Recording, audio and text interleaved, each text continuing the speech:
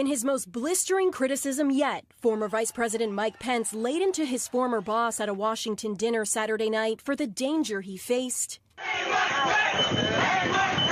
as a result of former President Trump's pressure campaign to overturn the 2020 election. And I hope Mike is going to do the right thing. I hope so. President Trump was wrong. I had no right to overturn the election, he said. His reckless words endangered my family and everyone at the Capitol that day. And I know that history will hold Donald Trump accountable. The one-time unwavering Trump ally not mincing words, but the event did not allow any cameras. Pence not so subtly mulling his own bid for the White House as former President Trump prepares to make his 2024 Iowa debut tomorrow. The visit coming just days after Florida Governor Ron DeSantis made his own trip to the early caucus state. DeSantis, not yet an official candidate, spent last night in another key early primary state, Nevada.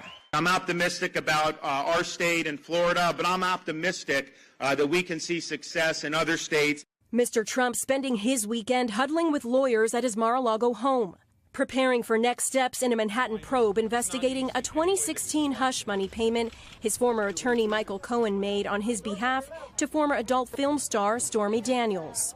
Cohen set to testify tomorrow before a grand jury, with signs a possible indictment may come soon. Mr. Trump, also invited to testify, has denied any wrongdoing. Meanwhile, another expected 2024 contender, President Biden, taking criticism from within his own party amid reports his administration will approve a controversial oil drilling operation in Alaska, marking a potential reversal of a campaign promise not to allow new drilling on federal lands. Environmentalists now furious, while Alaska's lawmakers believe the project will bring new jobs to the region. And Allie's with me now. The White House is denying any decision has been made about drilling in Alaska.